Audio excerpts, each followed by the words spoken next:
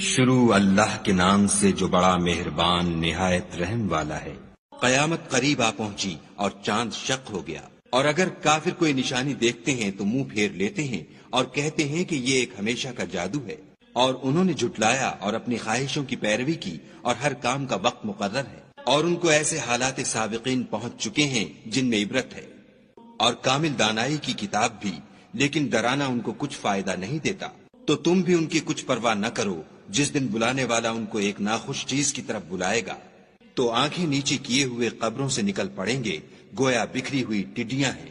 اس بلانے والے کی طرف دوڑتے جاتے ہوں گے، کافر کہیں گے یہ دن بڑا سخت ہے۔ ان سے پہلے نوح کی قوم نے بھی تکذیب کی تھی، تو انہوں نے ہمارے بندے کو جھٹلایا اور کہا کہ دیوانہ ہے، اور انہیں ڈانٹا بھی۔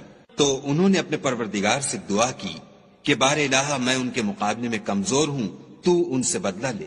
بس ہم نے زور کے مہ سے آسمان کے دہانے کھول دیے اور زمین میں چشمے جاری کر دیے، تو پانی ایک کام کے لیے جو مقدر ہو چکا تھا جمع ہو گیا، اور ہم نے نوح کو ایک کشتی پر جو تختوں اور میخوں سے تیار کی گئی تھی سوار کر لیا۔ وہ ہماری آنکھوں کے سامنے چلتی تھی۔ یہ سب کچھ اس شخص کے انتقام کے لیے کیا گیا جس کو کافر مانتے نہ تھے، اور ہم نے اس کو ایک عبرت بنا چھوڑا، تو کوئی ہے کہ سوچے سمجھے۔ سو دیکھ لو کہ میرا عذاب اور ڈرانا کیسا ہوا، اور ہم نے قرآن کو سمجھنے کے لیے آسان کر دیا، تو کوئی ہے کہ سوچے سمجھے۔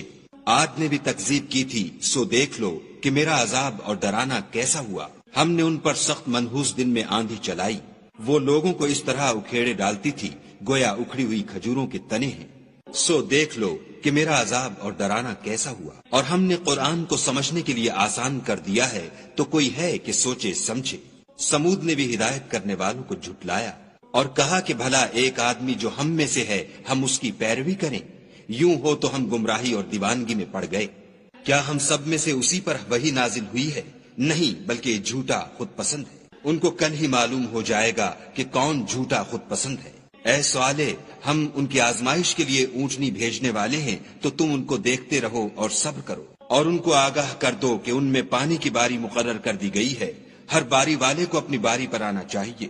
تو ان لوگوں نے اپنے رفیق کو بلایا اور اس نے اونٹنی کو پکڑ کر اس کی کونچیں کاٹ ڈالی۔ سو دیکھ لو کہ میرا عذاب اور ڈرانا کیسا ہوا۔ ہم نے ان پر عذاب کے لیے ایک چیخ بھیجی، تو وہ ایسے ہو گئے جیسے باڑ والے کی سوکھی اور ٹوٹی ہوئی باڑ۔ اور ہم نے قرآن کو سمجھنے کے لیے آسان کر دیا ہے، تو کوئی ہے کہ سوچے سمجھے۔ لوط کی قوم نے بھی ڈر سنانے والوں کو جھٹلایا تھا، تو ہم نے ان پر کنکر بھری ہوا چلائی، مگر لوط کے گھر والے کہ ہم نے ان کو پچھلی رات ہی سے بچا لیا۔ اپنے فضل سے شکر کرنے والے کو ہم ایسا ہی بدلہ دیا کرتے ہیں۔ اور لوط نے ان کو ہماری پکڑ سے ڈرا بھی دیا تھا، مگر انہوں نے ڈرانے میں شک کیا، اور ان سے ان کے مہمانوں کو لے لینا چاہا، تو ہم نے ان کی آنکھیں مٹا دیں۔ سو اب میرے عذاب اور ڈرانے کے مزے چکھو۔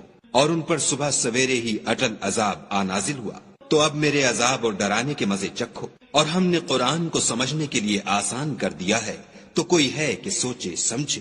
اور قوم فرعون کے پاس بھی ڈر سنانے والے آئے، انہوں نے ہماری تمام نشانیوں کو جھٹلایا، تو ہم نے ان کو اس طرح پکڑ لیا جس طرح ایک قوی اور غالب شخص پکڑ لیتا ہے۔